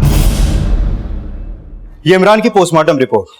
सर, इस रिपोर्ट के मुताबिक इमरान की मौत उसी दिन हुई जिस दिन इमरान के फादर सैयद ने उसकी मिसिंग कंप्लेंट दर्ज करवाई थी। लेकिन सर, हैरानी की बात यह है कि इमरान का गला झटके से नहीं बल्कि धीरे धीरे काटा गया, जैसे किसी जानवर की बलि दी जाती है। What? यस सर, रिपोर्ट में यही सामने आया। और सर, इमरान के गायब होने का कोई मोटिव भी सामने नहीं आया और न ही इमरान के फादर को उसके गायब होने के बाद कोई रैंसम कॉल आया था। सर, हो सकता है कि इमरान को किसी अंधविश्वास के चलते सिर्फ उसकी बलि देने के लिए गायब किया हो और फिर बलि देने के बाद उसकी बॉडी को डंप कर दिया गया हो। विनय, अगर ऐसा है तो हो सकता है कि इमरान के गायब होने का कनेक्शन किसी तांत्रिक से हो।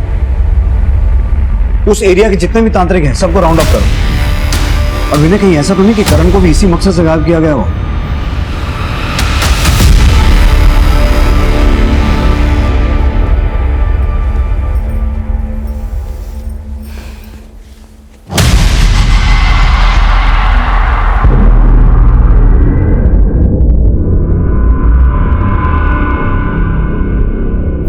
लापता हो गए, लेकिन बाप की रंगरलियां खत्म नहीं हुई। अब मैं बिल्कुल बर्दाश्त नहीं करूंगी, बिल्कुल नहीं। लोगों के बीच में तमाशा बनाना चाहती है। वैसे भी अब बच्चा क्या है? अंजलि,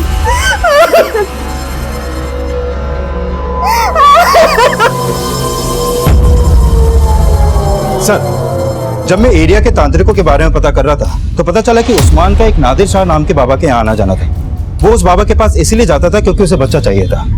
और सर, ये भी पता चला है कि उसी बाबा के पास इमरान का बाप सैयद भी जाता था। और हाँ सर, उस्मान का सैयद से भी मिलना जुलना था। तो कहीं ऐसा तो नहीं कि उस नादिर शाह के कहने पर उस्मान ने इमरान की बलि दी हो? साहब मैं मानता हूँ कि मैं पीर बाबा के पास जाता था साहब, लेकिन उन्होंने मुझे कभी कुर्बानी के लिए नहीं बोला साहब, और ना ही मैंने कभी ऐसा कोई काम किया जैसा आप बोल रहे हैं। मेरा यकीन कीजिए साहब, मैंने आज तक किसी को बलि के लिए नहीं कहा साहब, ना ही मैं कोई गलत काम करता हूँ। हाँ साहब, इमरान के अब्बा से मेरा मिलना जुलना था, लेकिन इमरान की हत्या से मेरा कोई लेना देना नहीं है साहब। मैंने कोई कुर्बानी नहीं दी। इमरान को ही नहीं, मुझे लगता है करण को भी तूने इसी मकसद से गायब किया। अल्लाह साहब, मैंने ऐसा कुछ नहीं किया है। देख उस्मान, एक सीधा सवाल पूछता हूँ, मुझे उसका सीधा जवाब चाहिए। हमने सुना है कि तेरी बीवी का करण के बाप के साथ चक्कर है, तो कहीं ऐसा तो नहीं कि धर्म से बदला लेने के लिए तूने करण को गायब किया? साहब, अगर मुझे बदला लेना होगा ना तो मैं अपनी बीवी से लूंगा ना, धर्म से लूंगा। बच्चे की हत्या क्यों करूंगा साहब? मैंने ऐसा कुछ नहीं किया साहब, मैं सच कह रहा हूँ। मैं सोचता था कि उस्मान दोस्त है मेरा, लेकिन मुझे पता नहीं था कि वो इमरान के साथ ये सब करेगा। लेकिन उसे ये सब करने के लिए तो उसी बाबा ने बोला होगा ना, जिस पर तुम भी भरोसा करते थे। उन्हें देखकर कभी ऐसा लगा ही नहीं कि वो ये सब बोलेंगे, और मुझे समझ में ही नहीं आया कि कौन भरोसेमंद है और कौन धोखेबाज। लेकिन कभी कभी धोखा भी वही लोग करते हैं जिन पर हम बहुत भरोसा करते हैं।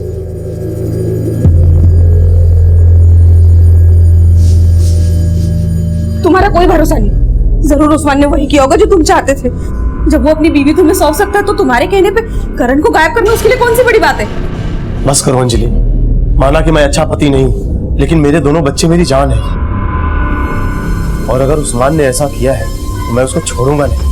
उस्मान ही नहीं, उसकी बीवी ने भी हमेशा खंजर घोंपा है तुम्हारी पीठ में। पर तुम्हें क्या, तुम तो उसकी अंगड़ाइयों में मशरूफ थे। अगर मुझे मेरा करण सही सलामत वापस नहीं मिला ना तो मैं तुम्हें मार डालूंगी और खुद भी शगुन के साथ जहर खा लूंगी। अंजलि,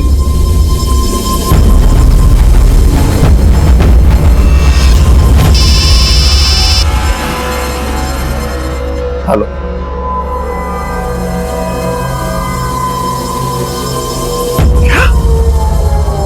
सर, मैंने इमरान के फादर सैयद से उस तांत्रिक और उस्मान के बारे में बात की।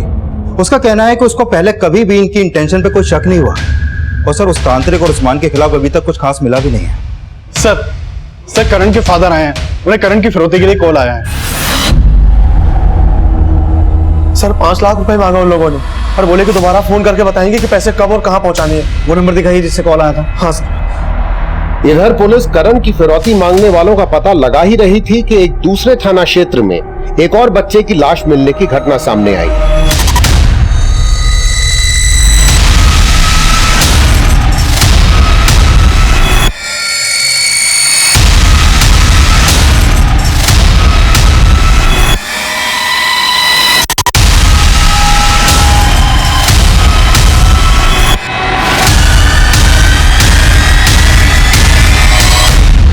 इसका क्या रिस्पॉन्स आता है मुझे बताना।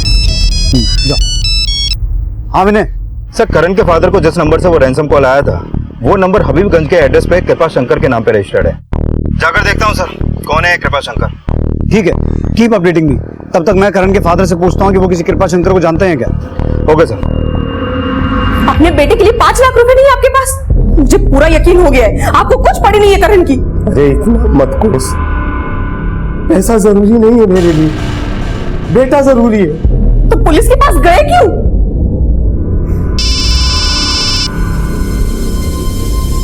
हेलो, कृपा शंकर? नहीं सर, मैं ऐसे किसी नाम के आदमी को नहीं जानता हूँ। ठीक है सर, आप करण को सही सलामत बचा लेंगे ना? देखिए, आप फिक्र मत कीजिए, लेकिन वो लोग आपको पैसों के साथ जहां भी बुलाएं आप मना मत करना, लेकिन उन्हें इस बात की भनक नहीं लगनी चाहिए कि आपने हमें सब कुछ बता दिया है। ठीक है सर।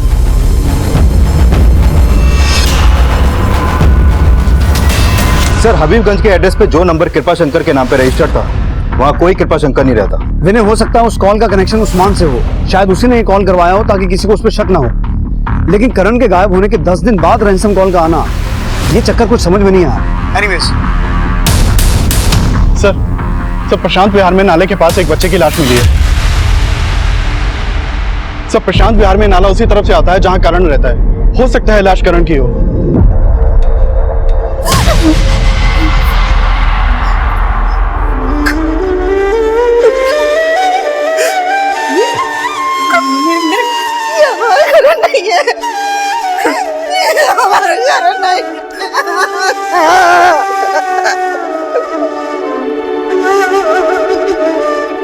ये कपड़े हमें बच्चे की लाश पर से मिले हैं। क्या ये करण के ही कपड़े हैं?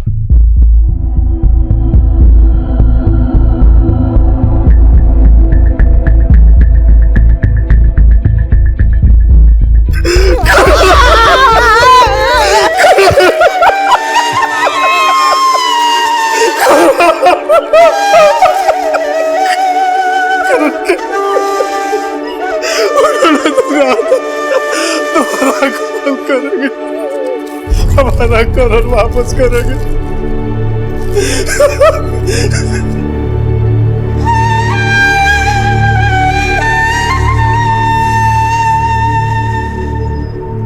नाजिया,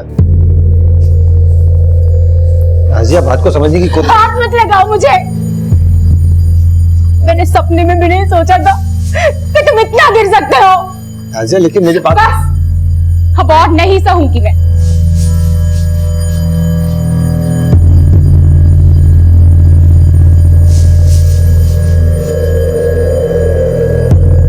सर, किडनैपर्स का उस्मान से क्या कनेक्शन होगा अभी तक क्लियर नहीं है, लेकिन हो सकता है कि ये किडनैपर्स कोई और हो और उन्होंने करण को पहले ही मार दिया और मारने के बाद फिरौती मांग रहे हो सकता है, लेकिन उन्होंने धर्म को कहा था कि वो दोबारा कॉल करेंगे। शायद उस वक्त उन्हें इस बात का अंदाजा नहीं होगा कि हमें डेड बॉडी मिल जाएगी। फिर भी देखते हैं वो दोबारा कॉल करेंगे या नहीं। काफी इंतजार के बाद भी करण के माता पिता को दूसरी रैंसम कॉल नहीं आई और न ही पुलिस पहला रैंसम कॉल करने वाले से जुड़ी कोई जानकारी जुटा पाई थी। उस तांत्रिक और उस्मान के खिलाफ भी कुछ नहीं मिल पाया था। इमरान मर्डर केस किसी नतीजे तक नहीं पहुंच पाया था और इस बीच करण की पोस्टमार्टम रिपोर्ट सामने आई। सर, ये करण की पोस्टमार्टम रिपोर्ट, इस रिपोर्ट के मुताबिक उसकी मौत पानी में डूबने की वजह से ही हुई और इस रिपोर्ट में यह भी सामने आया है कि करण को काफी लंबे समय से मॉलेस्ट भी किया जा रहा था। और सर, उसकी मौत उसी दिन हो गई थी जिस दिन वो गायब हुआ था। क्या? करण को मॉलेस्ट? जी हाँ। आपको इस बारे में कुछ पता नहीं था? कोई अंदाजा है कौन हो सकता है? नहीं सर।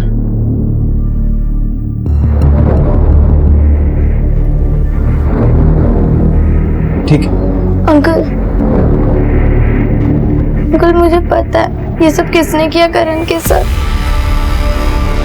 नवीन अंकल ने किया ये सब करण के साथ। नवीन अंकल ने धमकी दी थी कि अगर करण ये सब मम्मी पापा को बता देगा तो नवीन अंकल हम सबको मार देंगे। हमें वो बात मम्मी पापा से नहीं छुपानी चाहिए।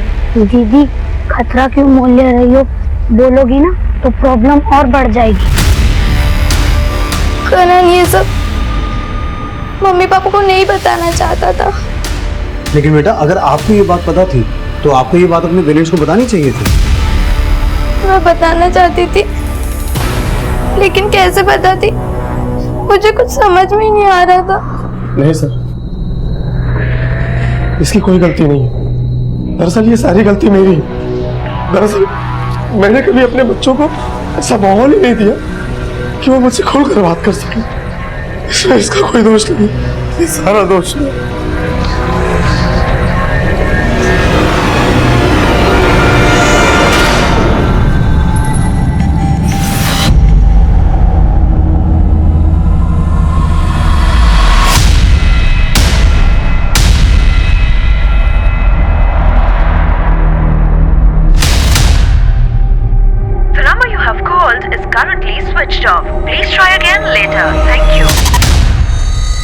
सर, ये नवीन खंडवा का रहने वाला है, यहाँ किराए पे रहता था। काफी टाइम से उसके घर में ताला लगा है और उसका फोन भी बंद है सर।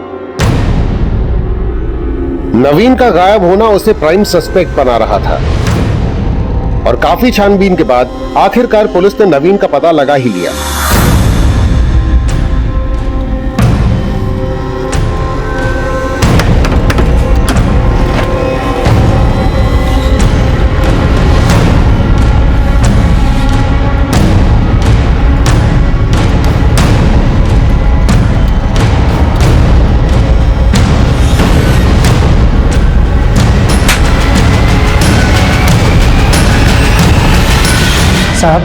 साहब मैं मानता हूँ कि मैं करण के साथ वो सब कर रहा था, लेकिन साहब मैंने करण को नहीं मारा साहब। उसे मारा नहीं तो भागा क्यों था? साहब करण गायब हो गया था और साहब मैं देख रहा था कि आप लोग आए दिन मोहल्ले में पूछताछ कर रहे थे। साहब मुझे ऐसा लगा कि कहीं आपको ये सब पता ना चल जाए कि मैं करण के साथ, इसलिए साहब डरकर मारा भाग गया था मैं। लेकिन साहब मैंने करण को नहीं मारा साहब मैंने करण नवीन अपने बयान पे कायम रहा कि उसने करण की हत्या नहीं की थी और तभी इमरान मर्डर केस से जुड़ा एक और राज सामने आया। सर इमरान के फादर सैयद के बारे में कुछ बातें पता चली। कुछ दिनों से सैयद के अपनी बीवी के साथ लगातार झगड़े हो रहे हैं और उनके घर से झगड़ों की आवाजें आती हैं। पड़ोसियों ने बताया कि उन्होंने इमरान की मां को कई दिनों से घर से बाहर निकलते हुए नहीं देखा है।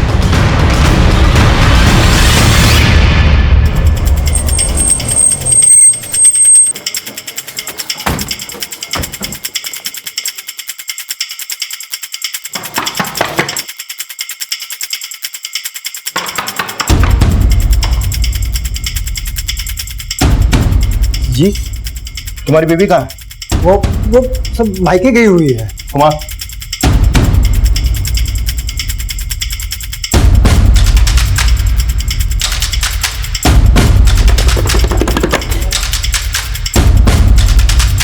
संगीता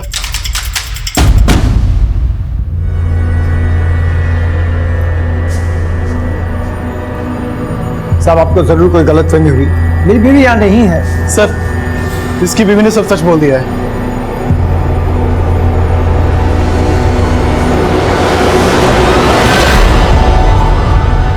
साहब ऐसा नहीं कि मैं अपने बेटे इमरान से प्यार नहीं करता था, बहुत प्यार करता था, लेकिन बेरोजगारी की वजह से बहुत तंगी आ गई थी। फिर नादिर साहब बाबा ने कहा कि अगर मैं अपनी सबसे अजीज चीज की ऊपर वाले को कुर्बानी कर दूंगा तो मेरी सारी परेशानियां दूर हो जाएगी। बेटा अपनी आंखें बंद कर लो, करो आंखें बंद और ऊपर वाले को याद करो। पहले तो मुझे यकीन ही नहीं हुआ, बहुत प्यार करते थे वो इमरान को, मगर उनका दिमाग उस नादिर शाह बाबा ने खराब कर दिया और उन्होंने अपनी ही औलाद को। कैसा बाप है तू? अपने अंधविश्वास की वजह से अपने बेटे की कुर्बानी दे दी। अब ये घड़ियाली आंसू बहाना बंद कर। जिस तरीके से अपने बेटे इमरान को मारा उसी तरीके से इस बच्चे को मारा, करण को। नहीं साहब, मैंने सिर्फ इमरान के साथ ऐसा किया, करण के साथ कुछ नहीं किया मैंने।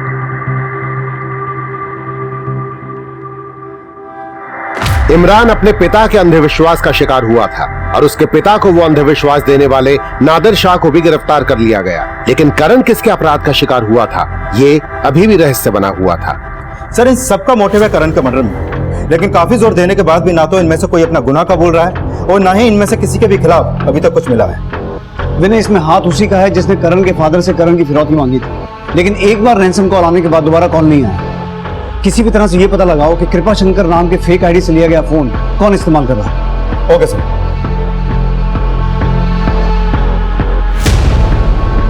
काफी कोशिशों के बाद पुलिस को उस दुकान का पता चला जहां से फेक आईडी देकर वो नंबर अलॉट किया गया था और जल्द ही पुलिस ने उन लोगों को ट्रैक डाउन कर लिया जिन्होंने करण की फिरौती मांगी थी। सर जिस नंबर से करण के फादर को रैंसम कॉल आया था और वो नंबर जिस दुकान से फेक आईडी देकर खरीदा गया था उस दुकान को पता चला है सर, और वहां से ये भी पता चला है कि वो नंबर ये नरेश और जोगी ने खरीदा था। कौन है ये दोनों? सर ये दोनों राम बाबू की किराना शॉप पे काम करते हैं।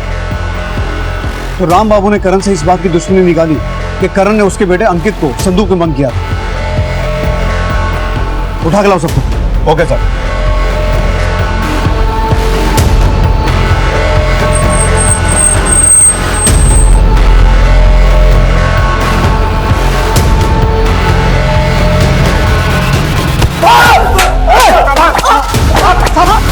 नहीं साहब, मुझे नहीं पता कि नरेश्वर जोगी ने क्या किया, लेकिन मैंने उसे कुछ नहीं कहा साहब। राम बाबू जी ने नहीं कहा था फिरौती मांगने के लिए, हम खुद ही मांग रहे थे। साहब, उन्होंने हमें बताया था कि काफी समय से उनके मकान मालिक का बेटा खो गया है और मिल नहीं रहा है, इसलिए हमने सोचा कि उनसे झूठ बोल के पैसे मांग सकते हैं साहब। लेकिन हमने करण को किडनैप नहीं किया था, बस उसका गायब होने का फायदा उठा रहे थे।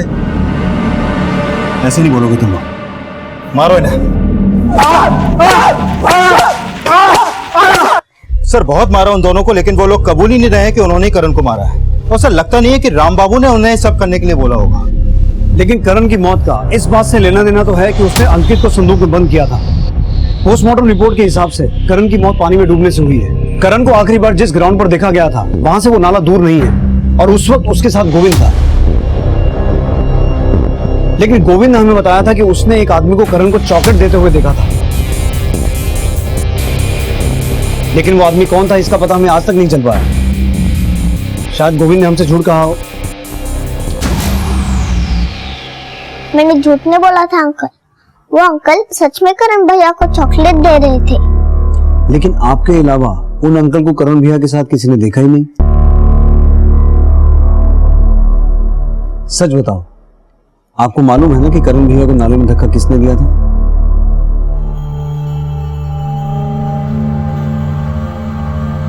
करण भैया को धक्का आपने दिया था ना? बेटा किसने बंद किया तुझे? करण। मेरा तो जी करता है उस करण का गला दबा दूं। देखो ना क्या हालत कर दी है मेरे बच्चे की। आज तो बहुत मजा आया ना, मैंने क्या 6 मारा।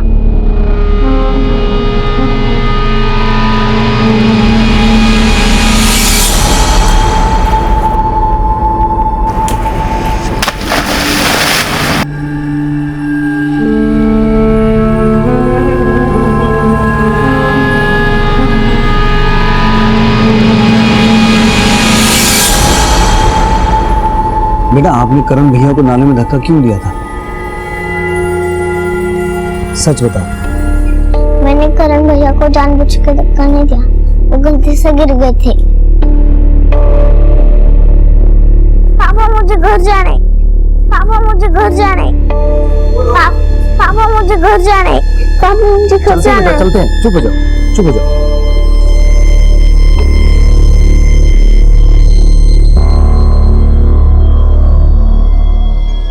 पोस्टमार्टम के मुताबिक करण की मौत पानी में डूबने की वजह से हुई थी और पुलिस की थ्योरी ये थी कि 7 वर्षीय करण को शायद 5 वर्षीय गोविंद ने उस नाले में धक्का दिया होगा। लेकिन सच क्या था, इसका कोई पुख्ता प्रमाण नहीं था। करण की संदिग्ध मौत अब भी रहस्य बनी हुई है, लेकिन ये साफ था कि करण नवीन के शोषण का शिकार हो रहा था। करण की इस नियति के लिए कहीं न कहीं उसके परिवार का तनावपूर्ण माहौल जिम्मेदार है। अपने बच्चों को एक बेहतर कल देने के लिए जरूरी है कि उनको एक बेहतर वर्तमान दिया जाए।